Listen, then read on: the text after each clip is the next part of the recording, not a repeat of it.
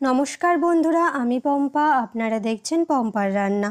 আজকে আমি আপনাদের সাথে শেয়ার করব বাঙালির অত্যন্ত প্রিয় ট্র্যাডিশনাল রেসিপি মোচা চিংড়ির ঘন্ট। এই রেসিপিটি আমাদের প্রত্যেকের বাড়িতেই হয়ে থাকে, কিন্তু সহজ পদ্ধতিতে কিভাবে করা যায় চলুন সেটাই দেখে নেওয়া যাক। আমি এই মোচাটাকে আগের দিন রাত্রে কেটে সারা রাত লবণ জলে ভিজিয়ে রেখেছি। এখন খুব ভালোভাবে ধুয়ে জল ঝরিয়ে নিয়েছি। এর মধ্যে দিয়ে দিলাম 1 চামচ লবণ, 1 চামচ হলুদের গুঁড়ো আর এই কাপের 1.5 কাপ পরিমাণ জল। এবার ঢাকনা দিয়ে সিদ্ধ করে নেব। মোচাটাকে সিদ্ধ করতে বসিয়ে দিয়েছি। এর ফাঁকে মোচা চিংড়ি বানানোর জন্য আমি এখানে 200 গ্রাম চিংড়ি মাছ নিয়েছি। চিংড়ি মাছটাকে কেটে পরিষ্কার করে নেওয়ার পর এর মধ্যে দিয়ে দিলাম সামান্য পরিমাণ লবণ ও হলুদের গুঁড়ো। এবার খুব ভালোভাবে মাখিয়ে রেখে দেব। এদিকে গ্যাসে কড়াই বসিয়ে দিয়েছি। এর মধ্যে দিয়ে দিলাম 2 টেবিল চামচ সর্ষের তেল। তেল গরম হয়ে গেছে। এর মধ্যে দিয়ে দিলাম টুকরো করে কেটে রাখা আলু। আলুতে সামান্য পরিমাণ লবণ ও হলুদ দিয়ে আলুটাকে ভেজে নেব। হাই ফ্লেমে আলুটাকে ভেজে নিয়েছি। এবার এটাকে প্লেটে তুলে নেব। ওই কড়াইয়ের মধ্যেই দিয়ে দিলাম আরও 1 টেবিল চামচ সর্ষের তেল। এবার নুন হলুদ মাখিয়ে রাখা চিংড়ি মাছগুলোকেও ভেজে নেব।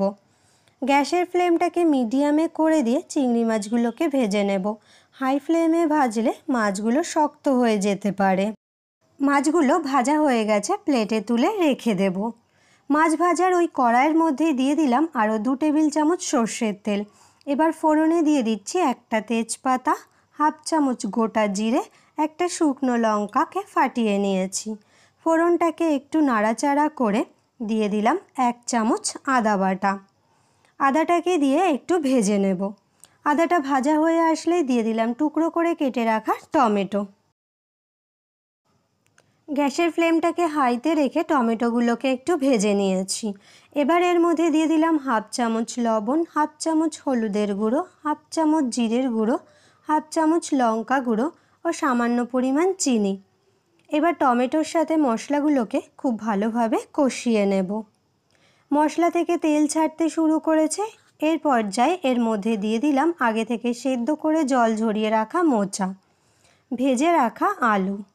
গ্যাসের ফ্লেমটাকে হাইতে রেখে মশলার সাথে খুব ভালোভাবে কষিয়ে নেব। এবার দিয়ে দিলাম সামান্য পরিমাণ জল ও চেরা কাঁচা লঙ্কা। ঝালটা আপনারা আপনাদের টেস্ট অনুযায়ী দিয়ে নেবেন। এবার ঢাকনা দিয়ে ফুটতে দেব 5 মিনিটের জন্য। পর ঢাকনা খুলে অ্যাড করলাম ভেজে রাখা চিংড়ি মাছ। এবার 2-3 মিনিট ধরে নাড়াচাড়া করে ভেজে নেব। এই রেসিপির সমস্ত উপকরণের লিস্ট ডেসক্রিপশন বক্সে পেয়ে যাবেন, চাইলে চেক করে নিতে পারেন। আমার মোচার ঘন্ট প্রায় হয়ে এসেছে। এবার এর মধ্যে অ্যাড করলাম 1/2 চামচ ধনে গুঁড়ো, 1/2 চামচ গরম মশলার গুঁড়ো ও 1 চামচ ঘি দিয়ে ভালোভাবে মিশিয়ে নেব। সার্ভ করার জন্য রেডি আমার মোচার ঘন্ট। আমার এই সিম্পল রেসিপিটি ভালো লাগলে লাইক কমেন্ট করে পাশে থাকার অনুরোধ রইল।